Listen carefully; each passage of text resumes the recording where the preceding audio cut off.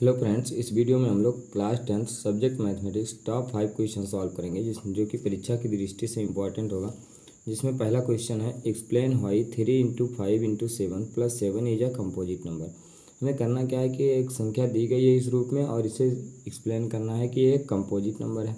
तो composite number क्या होता है पहले उसको देखते हैं। यहाँ पर कंपोजिट नंबर क्या होता है कि ये number is said to be a composite number if it है मोर देन 2 फैक्टर।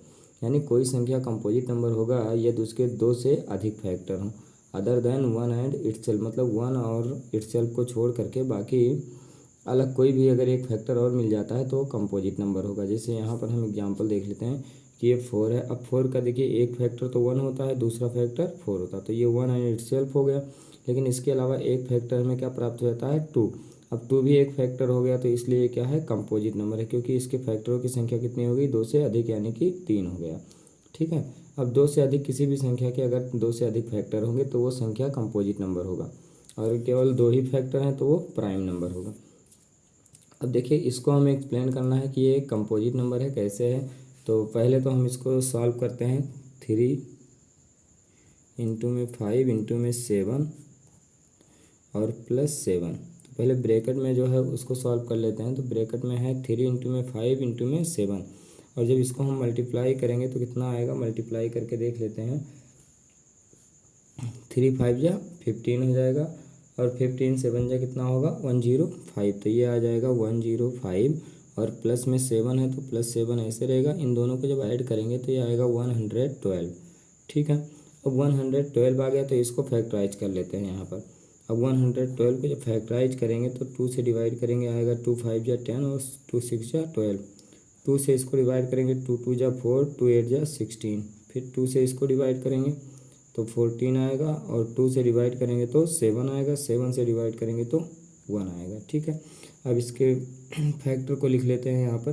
देखिए 2 कितने टाइम्स है तो 4 टाइम्स है, तो 2 × 2 × 2 और इंटू में 2 इंटू में 7। अब देखिए इसका एक फैक्टर 1 तो होगा ही होगा, और 112 भी होगा, लेकिन इसमें एक फैक्टर हमें 7 और 2 और मिल जा रहे हैं, यानी इसके फैक्टरों की संख्या ज़्यादा हो रही है, 2 से अधिक हो रही है, इसलिए क्या हो जाएगा कंपोजिट नंबर हो जाएगा। तो इसी बात को हमें लिखना है। चलिए इसको लिखते हैं कैसे, कि जैसे क्या कह सकते हैं, द गिवन नंबर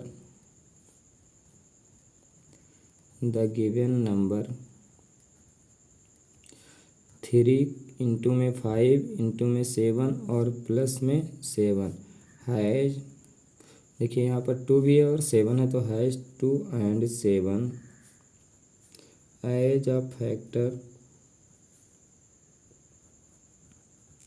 देखिए ये 2 और 7 जो है फैक्टर के रूप में किसका फैक्टर, ये जो संख्या दी गई है। ठीक है। लेकिन अगर इस किसी भी संख्या के 2 से अधिक फैक्टर होंगे 1 और इटसेल्फ के अलावा, तो वो क्या होता है कंपोजिट नंबर होता है। ठीक है। तो अब इसको हम क्या कहेंगे कि ये कंपोजिट नंबर है, और यहाँ पर आगे ये भी लिख देंगे अदर देन 1 एंड इटसेल्फ। ठीक है। तो अब इसके एक और इटसेल्फ यानी स्वयं के अलावा और भी फैक्टर हमें क्या मिल गया 2 और 7, इसलिए ये संख्या क्या होगी कंपोजिट नंबर होगी। सो द नंबर 3 × 5 × 7 और प्लस में 7 is a composite number, is ये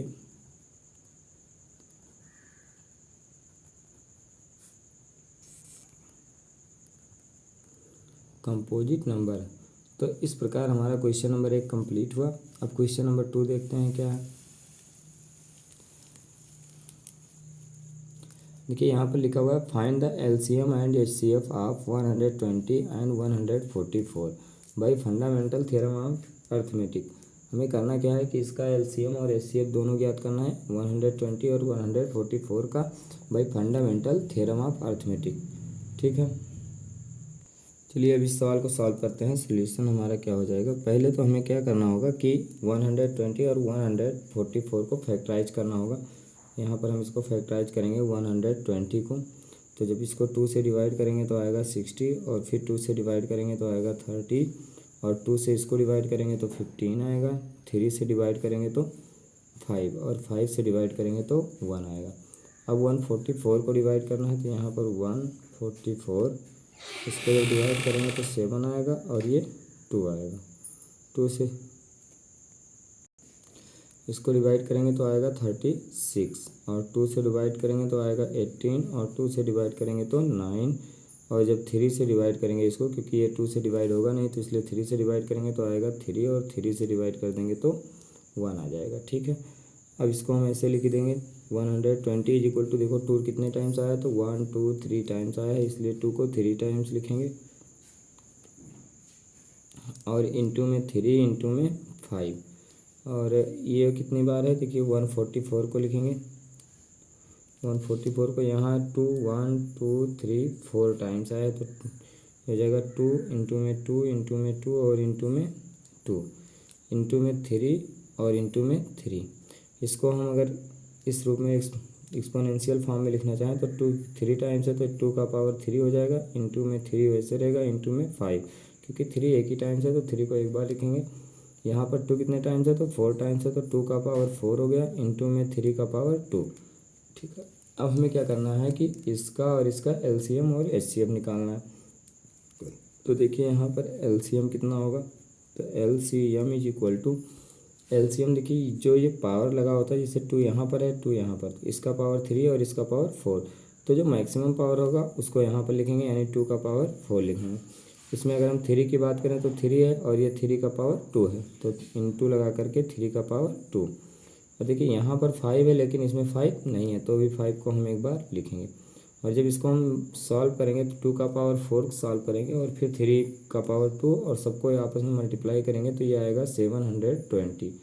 ठीक है, अब हमें एचसीएफ निकालना है तो एचसीएफ क्या हो जाएगा, एचसीएफ में देखिए यहाँ पर 2 का पावर 3 यहाँ 2 का पावर 4, तो इसमें जो मिनिमम पावर होगा जैसे 2 का पावर 3 है तो हमें यहाँ पर क्या लिखना होगा 2 का पावर 3 और 3 का पावर 2 यहाँ पर है, 3 का पावर 1 यहाँ पर है तो इंटू में केवल हम क्या लिखेंगे 3 लिखेंगे और 5 यहाँ पर है, यहाँ पर 5 नहीं है तो इसको नहीं लिखेंगे और इसको जब हम सॉल्व करेंगे तो ये प्राप्त होगा हमको 24। ठीक है, तो एचसीएफ आया हमारा 24 और एलसीएम कितना आया 720। तो इस प्रकार क्वेश्चन नंबर 2 कंप्लीट हुआ। अब क्वेश्चन नंबर 3 देखते हैं क्या है कि चेक वेदर 4 के power n where n is a natural number, natural number हो गया ये। फिर उसके बाद can ends with the digit 0 for any natural number n। कहने का मतलब क्या है कि चेक कीजिए कि 4 के पावर n है जो एक संख्या है जहाँ पर n एक नेचुरल नंबर है तो can and with the digit 0, तो ये किस पे समाप्त होता है 0 पर, किसी भी नेचुरल नंबर n के लिए। ठीक है, यानी n का मान कोई नेचुरल नंबर होगा उसके लिए। अब कहने का मतलब क्या है कि अगर कोई संख्या 0 पे समाप्त हो रही है तो वो 2 और 5 से डिविजिबल होगा, यानी उसके प्राइम फैक्टराइजेशन में 2 और 5 आना चाहिए। तो अगर इसके हम इसको फैक्टराइज करेंगे 2 और जैसे 4 का पावर n है तो इसको हम अगर फैक्टराइज करें तो कितना हो जाएगा 4 का power n is equal to 2 into में 2 और होल पावर n। तो इसमें हमें 2 तो प्राप्त हो गया इसके प्राइम फैक्टराइज, लेकिन 5 नहीं प्राप्त हुआ इसलिए 0 पे समाप्त नहीं होगा। तो इसी बात को हम लिखेंगे कि given n is a natural number, ये नेचुरल नंबर, ये बात दी गई है कि n एक क्या है नेचुरल नंबर है। अब इसको मान लेते हैं क्या है कि 4 के पावर n 0 पे समाप्त हो रहा है। Let us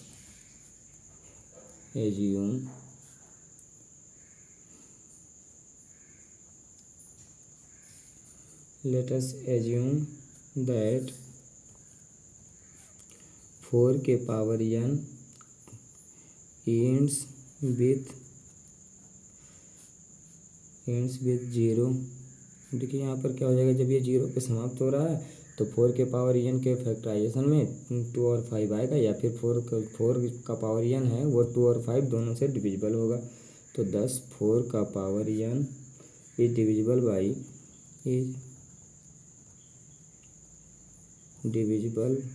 by 2 and 5 both.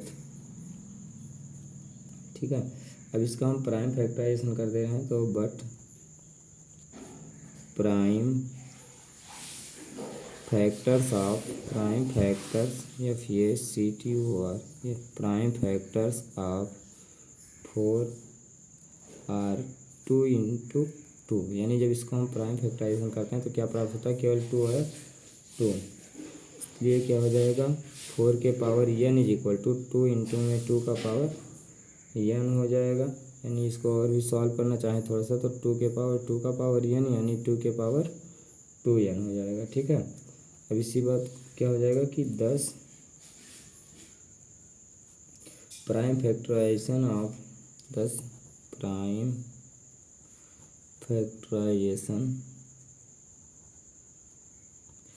Of 4 के power n does not contain 5। जैसे हमने जो प्राइम फैक्टराइजेशन किया है 4 के पावर n का, इसमें 5 नहीं प्राप्त हुआ, तो इसी बात को हमने लिखा कि 10 प्राइम फैक्टराइजेशन ऑफ 4 के power n does not contains 5। So the fundamental theorem of arithmetics, so the fundamental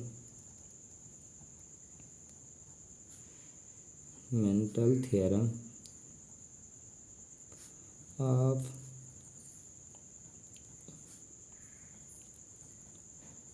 fundamental theorem of arithmetic guarantees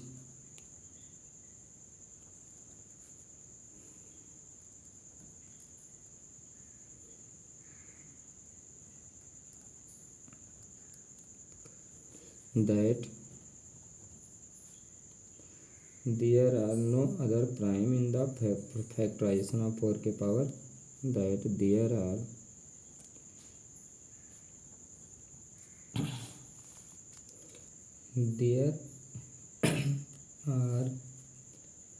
no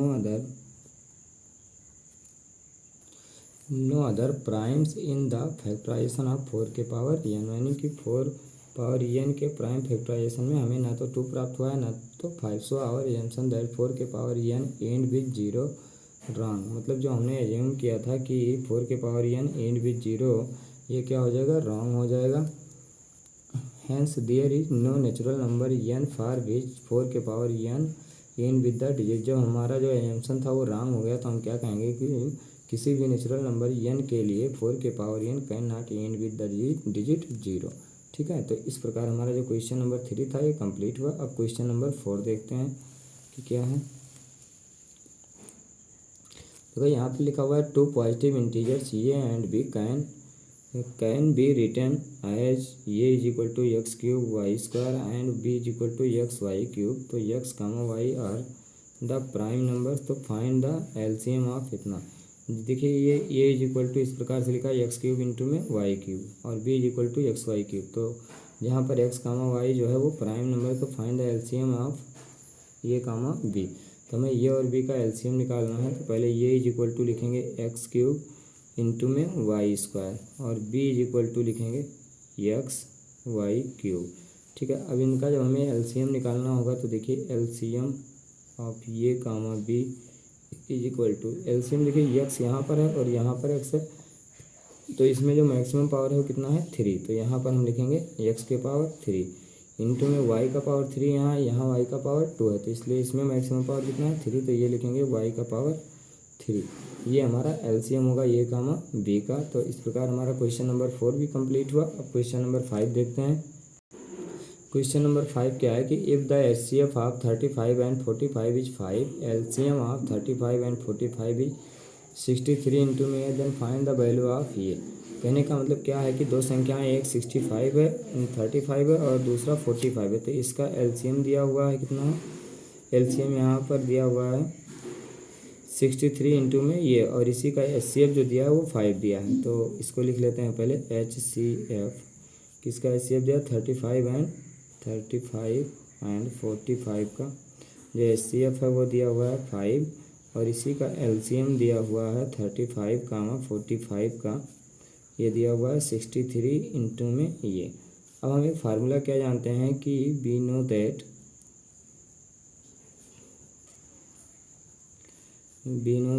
HCF into में LCM is equal to product of the numbers. कहने का मतलब क्या है कि इन्हीं दो संख्याओं का जो HCF और LCM है उसका जो प्रोडक्ट होता है वो उन संख्याओं के प्रोडक्ट के बराबर होता है। तो HCF यहाँ पर कितना दिया हुआ है 5 इंटू में एलसीएम जो दिया है 63 और इंटू में ये प्रोडक्ट ऑफ द नंबर यहाँ पर लिखें, दोनों संख्याओं को मल्टीप्लाई करते हुए 35 इंटू में 45, इन सभी संख्याओं को उस तरफ ट्रांसफ़र करेंगे तो ये इज इक्वल टू इधर रहने देंगे तो ये हो जाएगा 35 इंटू में 45 और पूरे के अपान में 5 इंटू में 63। ठीक है, अब देखिए 5 से इसको जब कट करेंगे तो ये आएगा 7 और 7 से इसको कट करेंगे तो 7 9 जा 63 और 9 से इसको कट करेंगे तो 9 5 जा 45, यानी ये की जो वैल्यू प्राप्त हुई हमको वो क्या प्राप्त हुआ, 5 प्राप्त हुआ, यानी 5 प्राप्त हुआ। तो इस प्रकार हमारा क्वेश्चन नंबर 5 भी कंप्लीट हुआ।